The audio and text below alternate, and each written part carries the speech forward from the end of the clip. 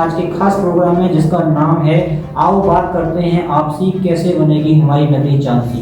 दोस्तों, मैं आज मौजूद हूँ चंदौसी नगरी में, जहाँ पर हमारे साथ आज शहर के विभिन्न सम्मानित नागरिक आए हुए हैं, जो विभिन्न क्षेत्रों में अपना मुकाम हासिल कर चुके हैं और सभी लोगों ने अपने क्षेत्र में इतना काम किया है कि वो आज अपने चेहरे से पूरे शहर में जाने जाते हैं। दोस्तों, आज हमारे साथ मौजूद हैं डॉक्टर टी.एस. पाल जी, जो कि एक समाज सेवी भी हैं और एक बाय प्रोफेशन एक डॉक्टर हैं और मरीजों का निरंतर लंबे समय से निस्वार्थ भाव से इलाज करते आ रहे हैं। और हमारे साथ आज पैनल में मौजूद हैं वार्तालाप के लिए श्री हरीश कठेरिया जी, जो कि पेशे से एक एडवोकेट है और अपना एडवोकेट में अपना योगदान दे रहे हैं।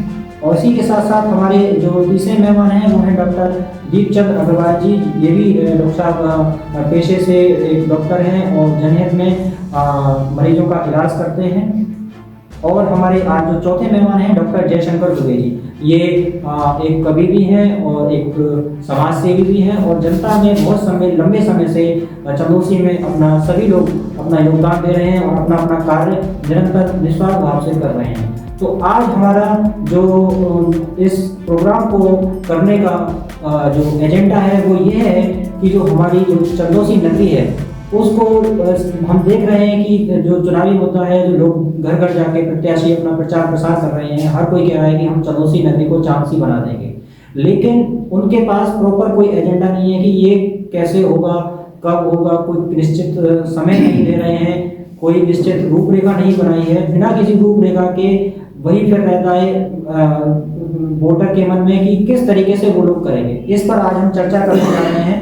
तो सर पैनल में आए हुए सभी मेहमानों का मैं बहुत बहुत स्वागत करता हूं। स्वागत है सर आपका। सबसे पहले मैं जानना चाहूँगा डॉक्टर टी.एस. पाल जी से, सर आपके अनुसार क्या लगता है कि आपके अनुसार एक जो भावी जो चेयरमैन है नगर पालिका का, जो अध्यक्ष है, वो कैसा होना चाहिए? आगामी चुनाव नगर पालिका का होने जा रहा है, तो हम चाहते हैं नगर के लिए एक ऐसा चेयरमैन मिले जो कि नगर की साफ सफाई के साथ साथ जो सामाजिक संगठन हैं उनसे भी सुझाव और परामर्श ले और उनके अनुसार भी कार्य करे। चाहे गरीब तबका हो या मध्यम वर्गीय हो या फिर आपका ऊपर वाला तबका हो, सबके बातों को ध्यान रखे और सबके कार्य को लगातार निरंतर बिना भेदभाव के करें। ऐसा चेयरमैन की हमें अपेक्षा है। जी, डॉक्टर दीपचंद अग्रवाल जी, इसी सेम प्रश्न को मैं आपके पास लेकर जाना चाहूँगा कि आपके नज़र में एक भावी जो चेयरमैन है वो किस प्रकार का होना चाहिए? हमारी नज़र से चेयरमैन इस प्रकार का होना चाहिए कि वो अपना जो सड़कें की स्थिति इस समय बड़ी खराब चल रही है, तो सड़कों का जो है सुचारू रूप से निर्माण कराएं, जिससे कि पानी की व्यवस्था सही रहे, गड्ढे न बने और नालियाँ वगैरह जो हैं वो पानी का निकास निकल जाए, उसमें से पानी निकल जाए उसमें से, जिससे कि जो है सही से कार्य आने वालों को कोई दिक्कत ना हो। जी, तो बहुत हमारी आशाएं जुड़ी हुई हैं। इसी के साथ में हमारे डॉक्टर हरीश कठेरिया जी हैं, वो भी इस सेम प्रश्न पर हम कुछ कहना चाहेंगे। उनको भी मैं थोड़ा चाहता हूं कि कुछ बताएं किस तरीके से वो अपने भावी चेयरमैन को देखना चाहते हैं, क्या उनकी उम्मीदें हैं। अभी इलेक्शन के बाद जब जीत करके ये नगर पालिका परिषद के अध्यक्ष जी जब विराजमान होंगे, तो हम ये चाहते हैं कि वो कम से कम लोगों की समस्याओं को सुनने के लिए प्रतिदिन 2-3 घंटे का समय दें। और इसके साथ ही जिस प्रकार से वो पूरे शहर में घूम करके अपना प्रचार कर रहे हैं और अपने वादे बता रहे हैं, तो उन वादों को पूरा करते हुए भी उनको हर संबंधित व्यक्ति से, जैसे वार्ड मेंबर होते हैं, इसके अलावा वार्ड मेंबर तो एक पदस्थ हो गया, ऐसे लोग भी हैं समाज सेवी जो पूरे समाज की समस्या को जानते हैं, उनसे संपर्क करें और उनसे पूछ करके कार्य को आगे बढ़ाएं, विकास को गति दें। जी बिल्कुल, जैसा कि हरीश कठेरिया जी कहना चाहते हैं कि जिस प्रकार से जो प्रत्याशी हैं चुनाव में हर 5 साल बाद चुनाव होता है और अचानक से कुएं के मेंढक की तरह वो निकल के आते हैं और 5 साल बाद में दिखाई देते हैं और 5 साल बाद वो फिर से अपने घरों में चले जाते हैं या शहर में दिखाई ही नहीं देते। और जो शहर की व्यवस्था है वो नागरिक ढूंढते रहते हैं कि इस कार्य को किस तरीके से कराया जाए, और जो जिम्मेदार लोग हैं वो अपना पल्ला झाड़ लेते हैं और जनता की समस्या को ना ही कोई किसी तरीके का समाधान मिलता है, ना ही जनता की समस्या को सुनना भी पसंद नहीं करती। तो मेन जो हरीश कठेरिया जी कहना चाहते हैं कि हमारा जो भावी चेयरमैन है वो ऐसा होना चाहिए कि जिसके पास हम आधी रात को भी अपनी समस्या लेकर जा सकें और वो हमारी समस्या अगर समाधान तुरंत नहीं कर सकता तो हमारी समस्या कम से कम सुने तो सही एक बार को। अगर सुनेगा तो हमारा जो चेयरमैन है वो, क्योंकि सबकी समस्याएं जरूरी नहीं है कि कोई जो आम नागरिक है उसकी समस्या सड़क को लेकर ही हो, उसकी कुछ पर्सनल परेशानी भी हो सकती है जिसको वो अपने नगर चेयरमैन के साथ साझा कर सकता है। उसकी आर्थिक दिक्कत हो सकती है, उसकी फैमिली में दिक्कत हो सकती है और भी बहुत सारी समस्या हैं जिसका वो समाधान लेकर उनके पास जाना चाहता है। तो आज की जो हमारा प्रोग्राम है ये खास प्रोग्राम स्पॉन्सर किया है शशि मदन पब्लिक स्कूल मझावली ने। इसके साथ मैं आपका दूसरा सवाल आपके पास जनता का सवाल है जो कि जनता से हमने लिया है। ये सवाल जनता ने किया है कि चंदौसी में जो बहुत एक बड़ी समस्या है वो जलभराव की समस्या है। आए दिन लोग देखते हैं कि जरा सी बारिश में चारों तरफ जो नगर के मुख्य मार्ग हैं वो पानी से भर जाते हैं और उनका घंटों तक जो है पानी का निकास नहीं हो पाता है। कूड़े जो है वो कूड़े का जो जितना भी नालियों में कूड़ा है वो उबल कर ऊपर आ जाता है पानी के साथ साथ। तो बारिश का पानी है उसकी निकास की उचित व्यवस्था नहीं है क्योंकि नालों की सफाई समय पर नहीं हो पाती है, नालियों की सफाई समय पर नहीं हो पाती है, नालियाँ प्रॉपर गहराई उनकी सही तरीके से नहीं है और जो सीवर है वो भी नहीं है शहर के अंदर। तो इस समस्या को समाधान के लिए मैं जानना चाहूँगा सभी समाज सेवियों पर कि उनकी दृष्टि से अगर वो अपने अध्यक्ष को क्या सुझाव देना चाहेंगे। Doctor T.S.. पाल जी के पास मैं 60 सेकंड का टाइम दूंगा। जी, हमारा सुझाव ये है कि हमारी भारतीय मानव कल्याण समिति लंबे समय से कार्य कर रही है कि नगर में पॉलीथीन का बहिष्कार को लेकर, और नाले चौक होने की स्थिति पॉलीथीन का मेन कारण है। इसके लिए अगर सही सफाई और पानी की निकासी अगर करना चाहते हैं तो जो हमारे मेन नाले हैं उन नालों को तली झाड़ सफाई होनी चाहिए, जो कि पानी को शहर से बाहर भेज रहे हैं। शहर से निकलते ही नाले पड़ चुके हैं, उनको रेगुलर करके नहर तक जोड़ा जाए, तब पानी की समस्या से समाधान हो सकता है। और जो नालियां हैं उनकी रेगुलर सफाई हो, तब ही हम इससे पानी से निजात पा सकते हैं और गंदगी से भी बच सकते हैं।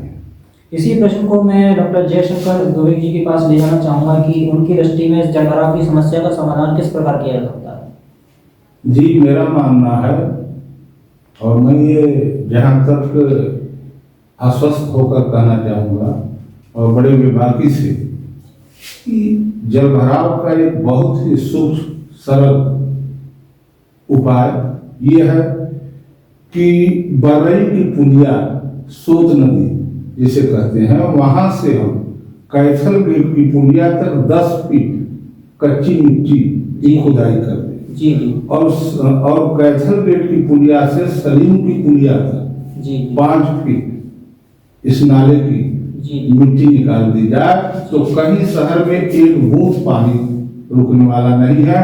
चाहे वो नाली मोटी हो, पतली हो, उथली हो, गहरी हो, इसका कोई लेना देना नहीं है। बस सारी समस्या का निदान ये है हल। मैंने इसे देखा है वहां से यहाँ तक सर्वे के रूप। आपने पहले भी देखा होगा कि चंदौसी में जो पानी की निकासी की व्यवस्था है वो चंदौसी से नालों से होते हुए रामबाग से होते हुए पीछे नाले के थ्रू निकाली गई है, लेकिन वो नाला अब सूख चुका है, बंद हो चुका है। पानी की निकासी की व्यवस्था है वो प्रॉपर नहीं है, वो आगे जाके सोत नदी में जाके खोद दी गई थी, लेकिन वो क्या हुआ कि उसमें उसकी प्रॉपर सफाई नहीं हो पाई और उसमें कीचड़ भरने की वजह से वो पूरा सूख गया। तो जिस वजह से उसका पानी जो है उसमें पानी का जो बहाव है वो आसपास के खेतों द्वारा पंप के द्वारा खींच लिया जाता है, जिस वजह से वहां पर कीचड़ इकट्ठी हो जाती है। तो ये एक उसकी मुख्य वजह की पानी खींच लिया जाता है और जो गंदगी है वो बैठ जाती है, उसकी सफाई नहीं हो पाती। तो आपके अनुसार इस प्रकार समस्या का समाधान हो सकता है, खुदाई होनी चाहिए 10 फीट और 5 फीट। जी जी जी।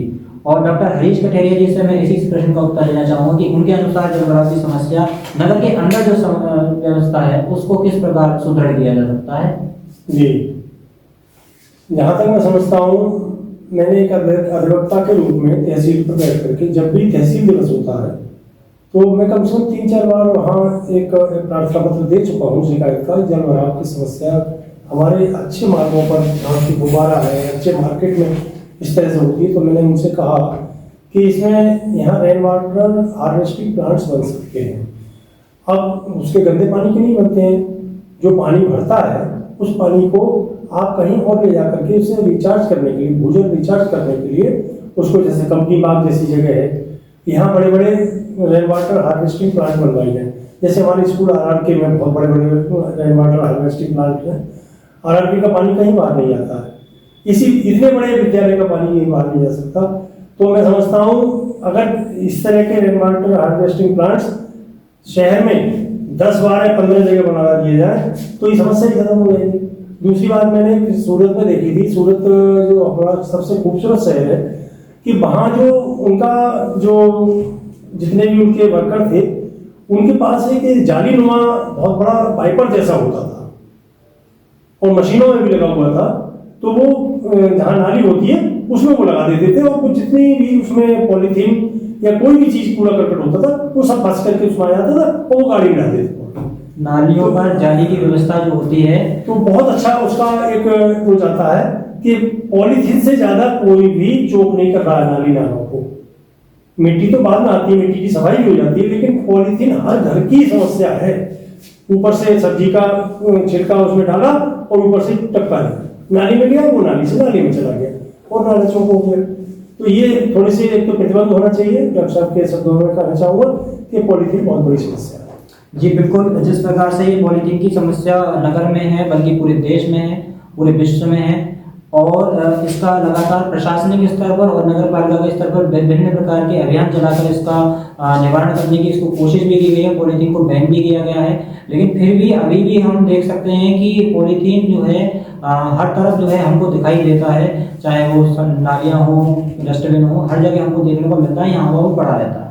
तो इसी तरीके से जल भराव की जो समस्या है उसमें एक पॉलीथीन का भी अहम रोल है। लेकिन हमारे पास अभी जो संसाधन है जो हमारे शहर में है, नालियों की जो गहराई है वो काफ़ी उतली है, मतलब गहराई इतनी नहीं है कि जो है जरा सा उसमें पानी गया और वो उफर के ऊपर आ जाता है उसका पानी। तो इसी जल भराव की समस्या को डॉक्टर दीपचंद अग्रवाल जी के पास ले जाना चाहूँगा कि किस प्रकार से वो इस समस्या का समाधान देखते हैं अपने शहर में। देखिए, नालियाँ जो है वो बहुत ही उतरी हैं, ये बात सही है। अगर नालियों को प्रॉपर रूप से थोड़ा गहरा कर दिया जाए तो और सफाई कर दी जाए तो मैं समझता हूँ पानी बिल्कुल आसानी से निकल जाएगा। और जो सड़क में गड्ढे वगैरह हो जाते हैं उसकी भी मरम्मत करा के उनको सही किया जा सकता है। जी बिल्कुल। इसी के साथ में जो दूसरा मेरा सवाल है जो कि जनता की ओर से आया है, अगर आप भी कोई मुझे सवाल भेजना चाहते हैं तो मैं आपको अपना कमेंट बॉक्स में आप अपना सवाल लिखकर मुझे भेज सकते हैं, या फिर आप मेरा जो ABP इंडिया न्यूज़ का जो मेन जो ऑफिशियल मेल आईडी है उस पर आप मेल भी कर सकते हैं। आपकी समस्या को हम जनप्रतिनिधियों तक लेकर जाएंगे और जो प्रत्याशी हैं उनसे डायरेक्ट सवाल पूछेंगे कि आप इस समस्या का समाधान किस प्रकार करेंगे। तो आप ही लोगों की ओर से एक सवाल आया है कि भावी चेयरमैन से आपकी क्या अपेक्षा है। आप जो समाज सेवी के रूप में कार्य कर रहे हैं, आप अपने अपने स्तर से समाज में जो है समाज सेवा का कार्य करते हैं, जैसे कि शिक्षा से रिलेटेड हो गया और आपका अन्य कार्य हो गए। तो उस समाज सेवा की दृष्टि से अगर आप देखें तो आप जैसे जो हमारे अध्यक्ष जो चुने जाएंगे 4 तारीख को मतदान है, इसके बाद में उनका जो है जितने भी वोट हैं वो सारे लॉक हो जाएंगे। उसके बाद में जो रिजल्ट आएगा तो वो आप किस प्रकार से देखते हैं कि आपकी क्या अपेक्षा है समाज सेवी होने के नाते। तो सबसे पहले मैं पूछना चाहूँगा हरीश कठेरिया जी के पास से। हरीश कठेरिया जी, किस प्रकार आप चाहते हैं कि क्या क्या आपकी अपेक्षा है कि जो आपको, जैसे आप वकील हैं तो एसोसिएशन से आप जुड़े हुए होंगे तो वो उनके भी कुछ मुद्दे होते हैं, वकीलों के भी मुद्दे होते हैं, तो उस प्रकार से अगर हम देखें तो क्या रहता है। हमारा भावी चेयरमैन इस प्रकार का होना चाहिए। एक तो सबसे बड़ी बात यह है कि जो शासन स्तर से पैसा आता है, हर नगर पालिका के लिए, हर नगर निगम के लिए करोड़ों में रुपए आते हैं, उसको वो पूरी तरह से यूटिलाइज कर रहे हैं कि नहीं, उनका ऑडिट होता है कि नहीं होता है, वो समाज हित में, नगर हित में, जनहित में पैसा खर्च कर रहे हैं, या फिर कभी मैं किसी का नाम नहीं लेना चाहता, इस प्रकार से अपना घर भर करके कोई चेयरमैन बन करके किसी समाज का वो भला नहीं कर सकता। तो मैं ये चाहता हूँ भावी चेयरमैन के पास एक तो जनता के लिए समय हो, और बाहर से ऊपर से आई हुई जो भी आर्थिक राशि है, सहायता राशि है, उसका पूरा उपयोग हो। हर व्यक्ति को उसको जानने का अधिकार हो, वो पैसा कितना खर्च हुआ और कितना वापस दिया, वापस तो नहीं कर रहे हैं, या फिर वो कहाँ गया, इस बात को भी हमें सोचना होगा। हरीश कटारिया जी के अनुसार मैं कहना चाहूँगा कि सर का कहना ये है कि जिस प्रकार से जो राइट टू इन्फॉर्मेशन यानी सूचना का अधिकार जो है, उसके तहत जितने भी वोटर्स हैं, उस जितनी भी राशि का अनुदान नगर पालिका को मिलता है, उसमें एक ट्रांसपेरेंसी होनी चाहिए कि जो जितना पैसा आया वो किस कार्य के लिए, किसके द्वारा कितना खर्च किया गया, क्या उसकी सभी जो जितनी भी सूचकांक हैं वो उस पर एक एक चीज़ का ब्यौरा होना चाहिए, क्योंकि वो जनता का ही पैसा होता है और जनता के कार्यों के लिए ही खर्च किया जाना है। तो जनता का पूरा हक है कि वो उस पैसे का ब्यौरा रख सके और उसका देखभाल कर सके कि जो हमारा जो चेयरमैन है वो उसको किस तरीके से खर्च कर रहा है। जी सर, इसी प्रकार में जो अपना प्रश्न है वो डॉक्टर टी.एस. पाल जी के पास ले जाना चाहूँगा कि आपकी क्या अपेक्षा है कि आप समाज सेवी के रूप में अपने अध्यक्ष जी से अपना हमारे नगर में जो प्रथम नागरिक होता है नगर पालिका अध्यक्ष, उसका अब शीघ्र चयन होना है, तो हम अपेक्षा करते हैं ऐसे नगर में चेयरमैन की जो कि हमारी नगर में सड़कों की सफाई, नालियों की सफाई लगातार सुबह 4 बजे से लेकर और शाम दोपहर के 12 बजे तक जो कर्मचारी काम कर रहे हैं, उनको महीने के महीने उनका मेहनताना मिलना चाहिए, क्योंकि उनके परिवार इसी से पल रहे हैं। और जो रिटायर्ड कर्मचारी हैं, जो रिटायर्ड हो चुके हैं, उनका अगर शेष बकाया है तो उनको शीघ्र भुगतान होना चाहिए, क्योंकि हर घर की अपनी अपनी परिस्थितियां हैं। वो कैसे मैनेज करेगा उसको खुद पता है, उसके घर में उसके बच्चे की शादी है या उसके और कोई फंक्शन है, तो ऐसी परिस्थिति में कर्मचारियों को सबसे पहले प्राथमिकता में रखते हुए उनका भुगतान सबसे पहले होना चाहिए। ऐसा चेयरमैन जो कर्मचारियों के बारे में भी लगातार सोचे, ऐसे चेयरमैन की हम अपेक्षा करते हैं। जी बिल्कुल, बहुत बहुत धन्यवाद आपका। डॉक्टर दीपचंद अग्रवाल जी से मैं ऐसी प्रश्न को बताना चाहूँगा कि आप अपने भावी चेयरमैन से क्या अपेक्षा रखते हैं, जो आपका प्रोफेशन है डॉक्टर, किस प्रकार से अध्यक्ष आपके डॉक्टर्स बहुत सारे अभी जैसे कि कोरोना काल में भी हमने देखा कि डॉक्टर्स के पास किसी भी तरीके की कोई सुविधा नगर पालिका की तरफ से नहीं थी, अपने ही लेवल पे डॉक्टर उनको देख रहे थे, बिना प्रोटेक्शन के देख रहे थे। इस दौरान हमारे शहर में बहुत सारे नामी डॉक्टर हैं, डॉक्टर मनीष मल्होत्रा जी अभी दिल के दौरे से खत्म हुए हैं, कहीं ना कहीं इसमें कोरोना का हाथ था। डॉक्टर शरद अग्रवाल जी हैं और डॉक्टर विदुषी जी के जो पति हैं वो भी कोरोना काल में ही खत्म हुए। तो कई सारे डॉक्टर्स हमारे जो शहर से हैं, उनका लगातार हमको कहीं ना कहीं शहर को नुकसान हुआ है।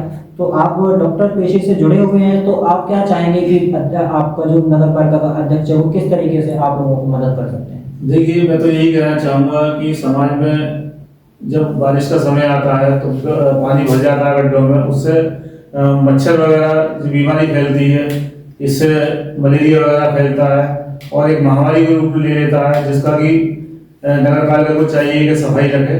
शहर में जब सफाई होगी तो गंदगी नहीं फैलेगी, और गंदगी नहीं फैलेगी तो कोई बीमारी नहीं फैलेगी। उससे समाज का बहुत बड़ा फायदा होगा इससे, और बीमारी बहुत कम हो जाएगी। जी बिल्कुल, लेकिन यहाँ पर थोड़ा सा डॉक्टर साहब के अनुसार अगर नगर पालिका बिल्कुल ही जो है खत्म कर देती है, बहुत सारे मक्खी मच्छर हैं और बहुत सारी बीमारियां सफाई की वजह से होती हैं, जिससे कि डॉक्टर्स का कहीं ना कहीं फायदा होता है, पेशेंट्स उनके पास आते हैं। लेकिन डॉक्टर साहब यहाँ पर समाज हित में ये कहना चाहते हैं कि नगर पालिका इस व्यवस्था को उत्तम कर दे तो डॉक्टर्स की यहाँ पर आवश्यकता ही नहीं रहेगी। बहुत सी ऐसी बड़ी बीमारियां हैं, उन्हीं के लिए आवश्यकता रहेगी। जो छोटी छोटी बीमारियां जो कि बड़ी हो जाती हैं, जैसे हैजा है, मलेरिया है, वो बीमारियां साफ सफाई की वजह से होती हैं और वो फैलती इस वजह से है। जी, जैसे कोरोना था, वो एक दूसरे को टच करके फैल रहा था। और देखिए, डॉक्टर भी एक मनुष्य ही होता है, वो कभी ये नहीं चाहेगा कि किसी की वजह से मतलब बीमारी हो, वो तो ये चाहेगा सारे लोग स्वस्थ रहे। बिल्कुल, सारे लोग स्वस्थ डॉक्टर रहें। के पास आदमी जाता ही मजबूरी में। जी बिल्कुल, मजबूरी में ही जाता है। और चंदौसी में मैं देख भी रहा हूँ कि लगातार डॉक्टर्स के पास भीड़ बढ़ रही है और डॉक्टर्स कम हो रहे हैं। जी जी। तो डॉक्टर्स को शहर में डॉक्टर्स की और अधिक आवश्यकता है, लेकिन पेशेंट भी दिन ब दिन बढ़ते जा रहे हैं। तो कहीं ना कहीं जो है साफ सफाई की बहुत स्थिति बिल्कुल, बिल्कुल। बढ़िया नहीं है, जिसकी वजह से साफ सफाई के मरीज जो है आमतौर पर खांसी, बुखार, झाड़ा, ये इस तरीके की जो फैलने वाली बीमारियां हैं वो तेजी से शहर में फैल रही हैं। जी। तो डॉक्टर जयशंकर दुबे जी हैं हमारे साथ। इसी समस्या के समाधान के लिए मैं उनके पास जाना चाहूंगा कि क्या समाधान वो देना चाहेंगे, क्या अपेक्षा रखते हैं भावी चेयरमैन से। सर, मेरा मानना है कि चंदौसी चांसी बनाने के लिए हमारा ऐसा चेयरमैन हो जो सेवा भाव से निष्ठ, सत्यप्रिय, शांतप्रिय हो, चाहे सुशिक्षित हो या अल्प शिक्षित हो, उसके अंदर सेवा भाव, ऐसी परिस्थितियां पैदा करें रोजी रोजगार की कि अमीरों की अमीरी बढ़े, गरीब अमीर बने। और इसी के साथ मैं ये कहना चाहूंगा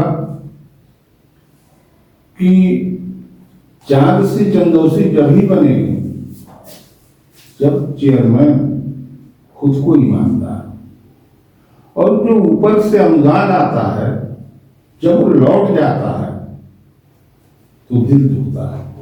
उसका इस्तेमाल होना चाहिए, जैसा कि हरीश कटरिया जी ने कहा। जी बिल्कुल, ये मुख्य बिंदु है। और इसी के साथ मैं एक बात और कहना चाहूंगा कि चांद से चंदौसी बनाने के लिए हमारा चेयरमैन कर्मशील हो और खुद को जनता की समस्याओं को सुनने के लिए नियमित रूप से जनता दरबार लगाए। जी। ये नहीं कि मैं बीमार हूं, चौके में हूं, पूजा पर बैठा हूं। जी जी शहर का हर नागरिक उसके लिए देवता है। बिल्कुल, एक निश्चित समय जो है हाँ। दिन में एक होना चाहिए जिसमें कि जनता का द्वार हो और जनता उस समय उस अपनी परेशानी लेके आनी चाहिए। जी, और उसका फौरी निराकरण हो, उसका तुरंत यह सोचिए। एक निराकरण तुरंत भी ना हो तो एक उसको हाँ, यह निश्चित समय दे दिया जाए। जी, जी, समय सीमा समय सीमा दे दी जाए कि इतने समय के दौरान आपकी समस्या का समाधान जी, कर दिया जी, जाए, जी। जो कि अभी तक किसी भी चेयरमैन ने किया नहीं है। जी। तो ये बहुत बड़ी हमारी अपेक्षा है कि इस तरीके का दैनिक दरबार लगा के जनता जी, की जी। समस्या सुनी जाए जी। और जनता की समस्याओं का जल्द से जल्द निराकरण किया जाए। तो साथियों, रुकते हैं एक छोटे से ब्रेक के लिए। ब्रेक के बाद हम सभी सम्मानित अतिथियों के साथ एक बार फिर से हाजिर होंगे आपके साथ। छोटा सा ब्रेक, उसके बाद लौटता हूँ आपके साथ।